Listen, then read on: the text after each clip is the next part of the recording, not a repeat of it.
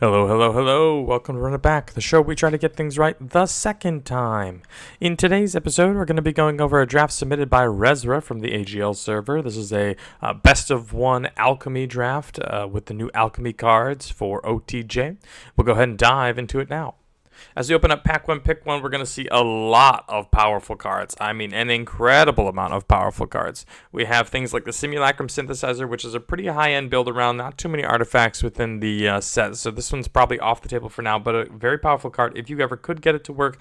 Same kind of goes with Breaches, not too many artifacts. We do see things like Gold Pan and Jolene also in this pack, so those would be things you'd want to pick up with Breaches, so that way you could sacrifice your artifact and have a way to continuously trigger the second effect. Cathartic Operation, which is where we end up taking, mainly because it's a new card, but also because it's 5 mana, draw 4 non-land spells. I think this is just incredible. Taking 2 creature cards from your graveyard to hand, seeking 2 non-creature non-land cards. This is just absolutely backbreaking if you can get one of these to resolve. Humiliate, very powerful card. Terminal Agony, usually just a 4 mana kill spell, but you can end up doing things like the discard a card and draw 2 cards to trigger the madness. Jolene, very powerful. Metamorphic Blast, Nimble Brigand, the entire top row of uncommons, rares, and mythics. Beats out the commons down here, but even still, we see Prickly Pear, Loan Shark, Holy Cow, Bristleback Sentry, Ambush Gigapede. The worst card in the pack here is Gold Pan, and even that's not that bad. So, wonderful pack to pick from. Takes the Alchemy card here, just mainly because it's new and fun and exciting.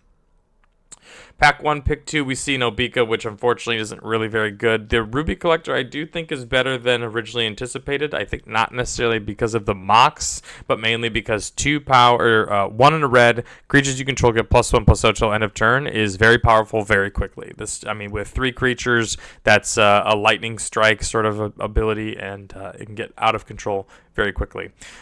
We do see at knife point here, also see a Red Rock Sentinel, which I'm more and more high on. This also plays really well with Breaches, so had we gone with Breaches, I would have looked at the Red Rock Sentinel. I like the Raven of Foul Omens, but at knife point seems fine. The thing I like a little bit more about the Raven is this just attacks and blocks, whereas knife point you need to have on the battlefield. So we're going to keep our eyes out for some outlaws to make this first line of text, outlaws you control at first strike. We're going to make that relevant, hopefully.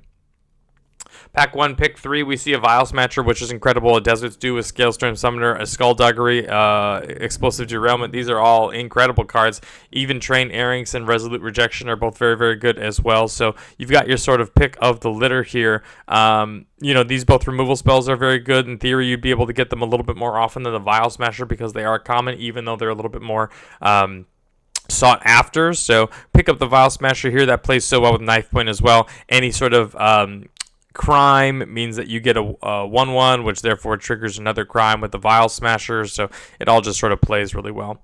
Pack 1, Pick 4, Memory Vessel's a meme. Don't ever take this card. Hollow Marauder is great. And the only other real good cards are Mystical Tether and Spinewood's Paladin, so obviously taking on the Marauder is the easy choice here. Pack 1, Pick 5. I do see a Slick Sequence, which if we're going to splash a little blue for Cathartic Operation, I could see a Slick Sequence. But 2 Outlaws just plays really well with the Knife Point, plays really well with the Vial Smasher. Prickly Pear is kind of the exact card you want in this deck.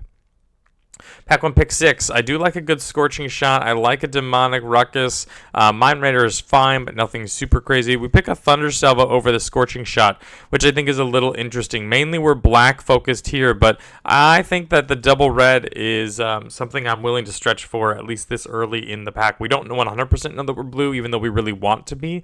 And so I think I might take the Scorching Shot over the Thunder Salvo and try to make sure that we end up prioritizing some of our fixing, right? Make sure we saw Jagged Barons earlier. Make sure we take those things a little earlier in the pack. Pack 1, Pick 7, we've got a Resilient Roadrunner. A take for a ride is fine, but I don't really love it. Oasis Gardener also looks fine. Silver Deputy would be something I would look towards. It might be the pick, in my opinion, if the Resilient Roadrunner wasn't there. Also, if we had taken the Scorching Shot over the Thunder Salvo. But Resilient Roadrunner, great card. Happy to have it. Pack 1, Pick 8, a Skullduggery is fantastic. Make Your Own Luck really isn't happening in this deck, but it is interesting to see this one still around. Reckless Lackey, also pretty good if we had gone down the Breaches path, so a good call out there. Pack 1, Pick 9, we do see Breaches and Jolene still in the pack. Gigapede still here. Gold Pan still here. I mean, it's just incredible the amount of things that are still around. But we do take the Terminal Agony. We don't have any discard outlets right now, so it's just going to be 4 mana kill spell, but a lot of times that's fine. Pack 1, pick 10, we do see a Reckless Lackey coming through. Red and Black Sentinel might be also worth it, but I don't mind a Reckless Lackey getting in for 2, 3, 4 damage. Pack 1, pick 11, we wheel the Derailment, which is great. Pack 1, pick 12, a Pulverizer, not even an Outlaw, probably not playing that card. Pack 1, pick 13, a Fake Your Own Death is fine. I don't think I 100% love it, but we'll see if it makes the end deck. A Nezumi Line Breaker, and then ending with a Swamp. Pack 2, pick 1. Lots of interesting choices here. We have the Insatiable Avarice, which I can get behind passing. This card is good, but not fantastic. The Unscrupulous Contractor, also another interesting one. Grave Expectations plays really well in more of a constructed where you can heist a whole bunch. But it is a crime trigger for those that matter. Brimstone Roundup, probably something I would hope to wheel, but nothing I'm going to, die about. But this Unfortunate Accident also just plays really well. It's a Terminal Agony when you need it, but then, of course, also can put out a Mercenary, which paired with Vial Smasher just gets all kinds of nuts. Pack 2, pick 2, we're past a Calamity. Calamity's pretty incredible with exactly one card in our deck right now, and that's Hollow Marauder. Otherwise, it's good with the Prickly Pear. Outside of that, not terribly good, but it's just a 4/6 haster that, if you ever can saddle up and get some extra value out of, it's pretty good. Pack 2, pick 3, a second at knife point I can get behind. Once you have one, you kind of want like 2 or 3 so long as you can crime it out. One thing to note is I do like this Soured Springs, and this would be probably one of the few cards I would look at picking up over the at knife point. Everything else is pretty replaceable at this point, but this Soured Springs is going to be hotly contested in my opinion. Pack 2, pick 4, we see a Gila Courser. I've been lower and lower on this card. I could take a second Prickly Pear, especially now that we have the knife points. Also could get behind a Contractor because we've got a Prickly Pear as well as a Lackey. That plays well. And then even a Gigapede going over the top is one of those incredible things to use with Calamities. So I think I'm a little low on Gila Courser here. It's, again, a perfectly fine card if it's working, but I just don't see it working as often as I'd originally anticipated. So probably pick up something else here. Pack 2, pick 5, we see another Insatiable Avarice, but also a Vial Smasher, and that's hard to pass up. A Mourner Surprise would be a good one to wheel, so we're going to keep our eyes peeled for that. Even Trick Shot is okay, but Vial Smasher is a tough pass here. Pack 2, pick 6. Oh, what an interesting choice. I see a Great Train Heist, which I'm very high on, big on this card, and a Binding Negotiation, which is a very good card, but I don't think it's a win the game like a Great Train Heist. Now, as we're in an Alchemy draft, you're going to have more and more and more and more and more big threats, things that you have to deal with. And so I get the Binding Negotiation takes care of not only things that you're used to, like a Bonnie Paul, but also like the 4/4 uncommon horse that, starts pinging off all your stuff. That's very good as well. But in theory, this Vial Smasher, double at knife point, Prickly Pear sort of build is going to want this Great Train Heist to sort of go over the top. So I would probably pick this one up. Pack 2, pick 7, a Hellspur Brute. This is the exact deck you want a Hellspur Brute for. We're going to easily be able to cast this for 1 or 2 mana. Pack 2, pick 8. Nothing here for us. Could take a Fake Your Own Death. Could take a Gold Pan. We take a Loan Shark, mainly just because it's an outlaw, I suppose. But probably not playing this. Pack 2, pick 9, we did wheel the Contractor. Happy about that one. Wouldn't mind a Deadeye Duelist because we have both of our at knife points, but we can likely pick this one up as well. Pack 2, pick 10, we see a Deadeye Duelist, which is great, so happy to see that one. Pack 2, pick 11, we do get the Prickly Pear over Thunder Salvo, a Gigapede coming in, and then a Red Rock Sentinel into another Duelist. Now that's really interesting. I like seeing that as well. And then finally a second Gigapede. Okay, so this is a great pack for us. We really fleshed out. We are in red-black. We should be in red-black. Everybody's sort of in the right lane here. We'll just see how things finish up in Pack 3. In Pack 3, pick 1, we start off with a Pearl Collector, a Death Touch lifelinking 3/3 that is also a rogue, an outlaw, is incredible, is very good. I don't think that you're really ever going to use the Mox. I don't think you're really going to gain much more life than this, so I'm not really worried about that. Pack 3, pick 2. Nothing really for us here. A second Gila Courser, and I'm a little low on the first one. Unfortunately, this is the wrong bird. I'd love to see a Raven of Fell Omens, but a Black Snag Buzzard is likely a pass. So we take a Festering Gulch. We're never playing a green card in this deck unless we open some super busted one here coming up, but likely just a Ping Desert, which is good. Pack 3, pick 3. Cool, the Unrepentant looks good. Unfortunate Accident. I mean, I can get behind a little greediness here in the idea that we're the only deck that can really cast this. Nobody else is in red-black, as we can see, and so the idea of somebody else drafting this just for gems this late in the format might be a little bit low. Plus, they also have the Escape Shift, which is likely not to be taken except for gems, so we can sort of move in on the unfortunate accident now with the idea to wield the Akul, but we want Akul. It's a good card in our deck. Pack 3, pick 4, we take a Jagged Barons over the Rakdos joins up. And I'm not sure about that one. Rakdos joins up also looks really good with things like Calamity, Hollow Marauder coming back, Vile Smasher coming back, pinging, and then also dealing 4 on the way out.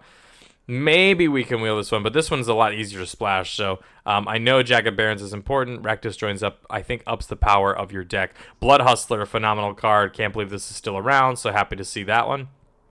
Sapphire Collector is a mercenary, which is really good for the Outlaw synergy. Also, when you cast your second non-creature spell on your turn, you can end up getting a Sapphire. This plays really well to me as well. I'm really happy to see this one. That's going to join the deck, and I think it's going to be it's going to help with the splash. We've got a lot of removal spells, and so we're going to see things like Skullduggery into Thunder Salvo while this is on the battlefield, and that's going to end up giving you your mocks for your blue cards. Pack 3, pick 7, Trick Shot, I suppose. I don't think we're playing this one. Pack 3, pick 8, Mourner Surprise, again, is fine. Pack 3, pick 9, another Prickly Pear. I think we're playing like 3 or 4 of these. Pack 3, pick 10, a Deadeye Duelist. We're probably going to play one of those, though.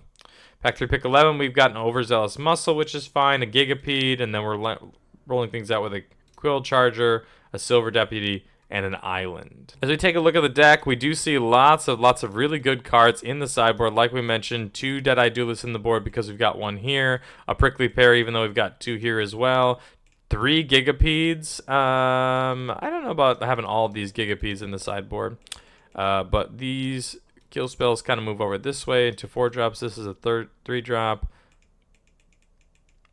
And as we separate out the non-creatures, some of the things that I'm looking at here are having at least 1 Gigapede in the main deck. I could see splashing this Cathartic operation. And some of the things I'm looking at here would be like Mourner Surprise is fine, but a little low impact compared to some of these other cards. And then Gila Courser would be another one that I would look at changing out, maybe for like a Prickly Pear. This is a little bit more of a ticky-tacky and preference choice, because if you're going to see lots of like blue-white and things, Gila Courser is going to play better. If you're going to see lots of, red-black or other such things that you're going to see in the mirror, Prickly Pear is going to be a little bit better to go wide. So I can see if you want to stick with the Gila Courser over the Prickly Pear, but I think that's a good choice.